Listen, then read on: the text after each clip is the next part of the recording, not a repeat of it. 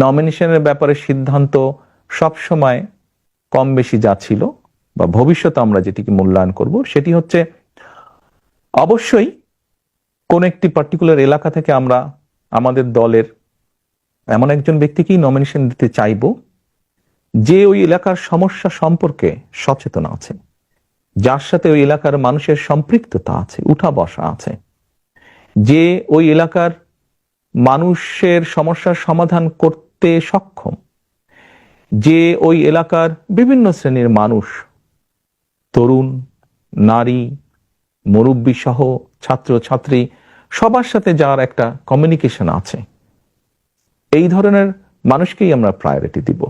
খুবই স্বাভাবিক। অর্থাৎ যার প্রতি জনসমর্থন আছে, যে জনসমর্থনকে তার সাথে রাখতে পারে, জনগণের যার প্রতি সমর্থন আছে সেরকম মানুষকে দেখেই আমরা নমিনেশন দেব। সেখানে তৃণমূলের মতামত কতটা প্রাধান্য পাবে? অভিযোগ যে তৃণমূলের মতামত প্রাধান্য কম পায়। না, ব্যাপারটা এরকম না। দেখুন, গণতন্ত্রে স্বাভাবিক যেখানেই গণতন্ত্র আছে সেখানে মতামত থাকতেই পারে, বিভিন্ন রকম মতামত, অভিযোগ।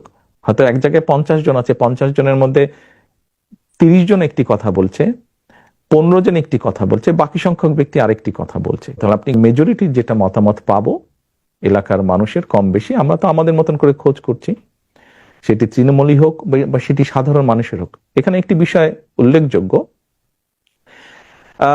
আমরা কিন্তু দলের নেতৃত্ব নির্বাচন করছি না, আমরা নির্বাচন করছি এমন একজন ব্যক্তিকে যে শুধু দলেরই সমর্থন নয়, বরং দলমত নির্বিশেষে ওই এলাকার অধিকাংশ মানুষের সমর্থন যার প্রতি আছে, আমরা এরকম একজন মানুষকে বের করে আনতে চাইছি।